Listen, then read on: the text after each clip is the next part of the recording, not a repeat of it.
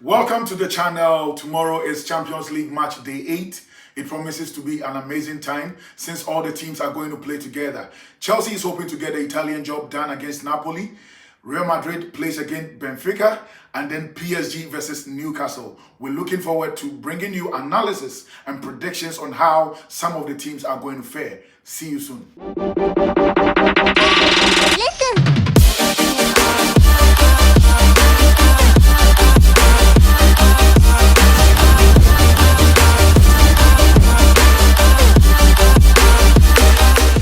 Today, myself, Big Benny, I'm going to be your host. And in the studio with me today, I have Don Papa Julio. Yo, Don Julio. Big man, what's up? We're looking at you, man. Yeah, man. Welcome to today's session.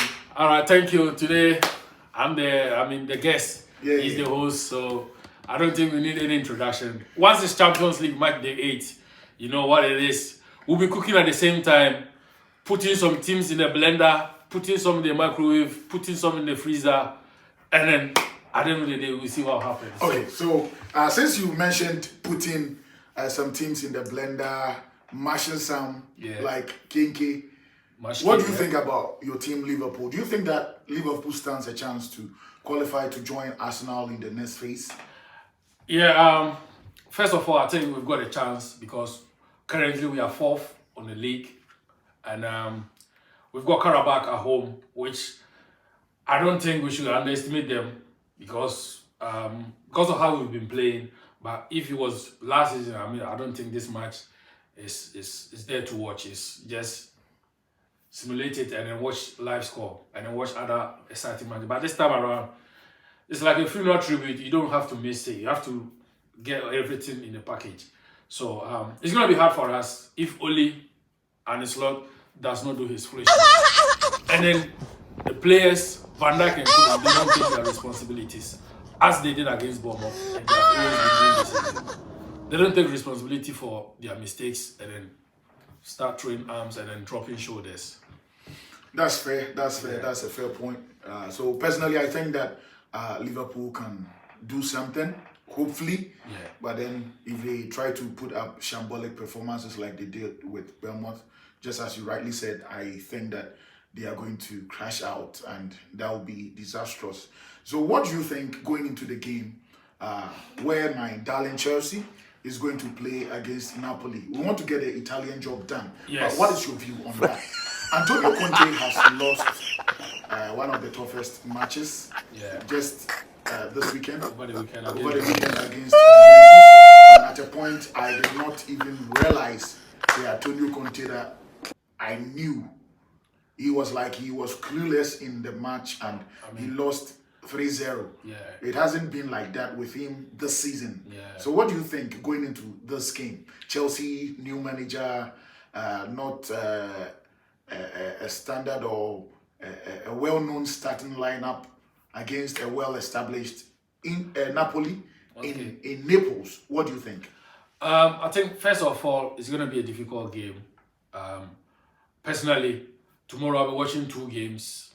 I'm fortunate to have the opportunity because I'll be watching the Chelsea-Napoli game and then the PSG versus Newcastle. Liverpool game, I'm not sure I'm going to watch, but my guys will be doing the watch along with me there. So I might be peeping through to see what's happening there. Yeah, but so Chelsea, on this hand, I think the last time I saw Conte team conceded 3 or more goals was against PSV and Oven in the Champions League. He hardly conceded more than 3 goals or 2 goals, but they've shown, Juventus, credit to them, they've shown that there are some vulnerabilities in that team that they can exploit, and how they played against Napoli. They didn't even let Napoli to lay finger on their shoulders. They just got the job done, roll over them like a skating board. So not to cut you, do you think that it goes down to the managers and tactics? Yes. Because Juventus is now managed by Luciano Spalletti. Yes. I think the characters of the managers count here because it brings the experience and then the confidence in the players. With your coach, Liam Rosina, I think this will be his Champions League debut as a manager. No, he won one already. He won one Champions League. Yeah. Oh, okay, so this is the first time that he's traveling away. He's traveling away. Okay, so since he came, this is his first game that he's leaving England. Yeah. Or he's leaving an away. Because all the Premier League games that he's played in the FA Cup is all London derbies. Yeah, sure. So this is his first away, and it's a big one for him. It's a big one for him. So this is where the character comes. How he set up his team. And I won't be surprised Chelsea will go and get a job done there. Because at this moment, we will say they've got nothing to lose. But when you look at their league, their Champions League position, they've got something to lose because they need to win. If not, all the teams there, I think the points gap there is like 13. About 6 teams are on the same points with them. So they need to win this. And I think if they are going to win, they should watch how Juventus beat them and the games that Napoli struggle to get results and see the weakness in those games and then exploit against them on Wednesday evening. Okay, so this is to you, Liam Rosinia. I don't know if you're going to see this, but if you see this, just know that all the Chelsea fans, oh, he's a fan. We are rooting for you. Liam Rosinia is a fan. Cole Palmer, they're all fan. And then Moses Cassidy, they're all fan of KS Sports Dex. Yeah. And then we're looking forward to getting the Italian job done. And that brings us to a rivalry of an experienced teacher versus a student. Yeah. Benfica versus Real Madrid. Jose Mourinho handling Benfica against his former club, Real Madrid, being coached by one of his students, Abeloa. What do you think going into that game? This game, I think Benfica has only got 3% chances this game. Yes. 3%? They've only got, yes. And this is why I say they got 3% in this game because they are playing away, right? Yeah. Okay. So that atmosphere comes. No, Benfica is playing home. He's playing home. Benfica is playing home. Oh, then sorry for my intake on that. I reversed that. So I think this game is going to be like 70-30. Madrid has already got more chance to win this game because of the players that they have in their ranks. Vinicius, Mbappe, I mean, all these players are available. And now it feels like they're playing with the kind of freedom that they used not to have under Alonso. So going into this game, I think they have a work at hand and they need to win this game. And I think when it comes to experience-wise between the managers, Mourinho will have more in his locker than Abeloa. But coming with the team's experience, I think Madrid should be able to deal with this fixture comfortably. All right. So on any day, everyone would predict that Madrid is going to win. Sure. But then when it comes to me, I'm not going to write Benfica off. Yeah. Obviously because of their manager and obviously because of the fact that he's always hungry to win. He doesn't know this is a small match or this is a big match. He always wants to prove a point and show the reason why at a point in his career he was called the special one. So I mean, if we are talking about that, I don't think Bodo Glimt had a chance to beat Man City. Most definitely. So sometimes your manager could not have the experience, but the team will understand what he wants to do in the game. And when that one is done, that's the motive of the game. Just go by the coach principle, and if it works, you are the winner. So maybe probably what we are saying, Abeloa might not be experienced as Jose Mourinho, but to get his message across to the players, they will listen and they will deliver more than maybe what Jose Mourinho with his experience, his players will struggle to listen to his tactics. And that's a fair point. Yeah. That's a fair point. So Real Madrid, Benfica, we are going to look forward to an exciting game. Yeah. And hopefully But the game I'm looking forward is Newcastle PSG. The best team wins. So straight to Paris Saint-Germain playing home to Newcastle United. Yeah. Who lost against Aston Villa over the weekend. Yeah. Going into this game, what are your thoughts? What are your opinions? And what do you suggest that perhaps Newcastle should put in place before they meet these guys? I think the last time that they met, Newcastle should have won that game, where we all know that they were robbed. They were robbed. They got a goal disallowed. a ball that is never a penalty was given against them. And I mean, there were a lot of controversies around that game, which for me personally, I think Newcastle is taking this game as a revenge of what the PSG did to them. It was not only PSG's decisions, but the officiating too. So I think this is the chance for them to redeem and then avenge their anger on them and then get results. PSG, a couple of weeks ago, they've shown that their vulnerability when it comes to their defense, they are very vulnerable in some aspect of the game, and we've seen them lost to I think last week they lost in the Champions League to, was it Benfica? No, I forgot the team that they lost to. Yeah, PSG. Yeah, PSG, they lost. I've forgotten the fixture that the team that they lost to. And then prior to that too, in their French Cup, they lost to the Paris FC, which is a derby for them, just 5 miles away apart. Even less than 5 miles away apart. And then they lost those fixtures. So they've shown that, I mean, though they are the defending champions of the Champions League, but they cannot just rely on those past glory. They need to, I mean, go into the game. And then, yeah. But I think Eddie Howe and his Newcastle team this season, the Champions League, they are just like Spurs. They are different beasts when it comes to Tuesday, Wednesday nights under the lights in Champions League. I mean, they are the blenders. They put any carrot inside their team and then they blend them. Blend it. Okay, that's fair. That's fair. So Newcastle, yeah. So PSG lost against Sporting. Okay, Sporting, yes. So Sporting CP. Yeah, I thought it was Benfica because it was another Portuguese. But don't you think that PSG going into this game, based on the fact that they lost last week, there will be some form of intrinsic motivation to get results, especially as they would have to qualify to the next stage. Everyone is looking up to that them. Motivation. You motivate yourself, but it brings pressure on you. That's true. You understand? It brings pressure on you because if we should say on a football fatality, Newcastle and PSG, who deserve to be in the next round, will all say PSG.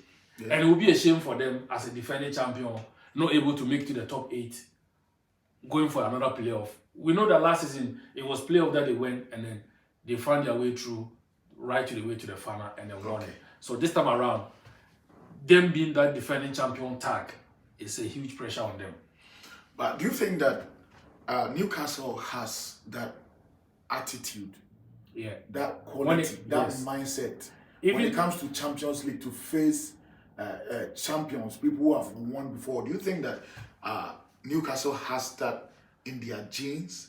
I mean, to play in the Premier League against teams that has won the Champions League before is different facing them in the Champions League because the atmosphere itself is a different vibes, a different aura around it. But I think they are fearless. That's one thing that I like about Eddie Howe. They don't meet teams trying to give them too much respect. You know, when you do that, you get battered. Yeah. They always go against those teams. We saw them against Barcelona, where they were fearless, and obviously Barcelona has got quality over them, and then they eventually lost that game. We've seen them against Dortmund in recent seasons. We've seen them against this PSG again, even when they had their so-called big men. But we saw what happened to them at the St. James's Park. It played a part because they were playing at home. But in this Champions League, I mean, going to Marseille to get that results, it tells me that they are fearless to get to some grounds. And for me, I would say for Newcastle to get results at Marseille, it's massive than them getting results at Paris Saint-Germain. That's true, though. That's true. Because that's and then to think that it is also in France. Yes. We should tell you that perhaps they stepped there and they are dominating. So Newcastle, Paris Saint-Germain, let your predictions come in. Yeah. And let's know what you think about this one. So let's talk about the next one. Borussia Dortmund versus Inter Milan. Inter Milan is playing away. Niko Kovac lost last week to Tottenham Hotspur. And so all eyes are on him. The pressures are mounting on him, especially as he's playing home. Inter Milan also lost at home to Arsenal. Now they are traveling to Germany to play with Borussia Dortmund?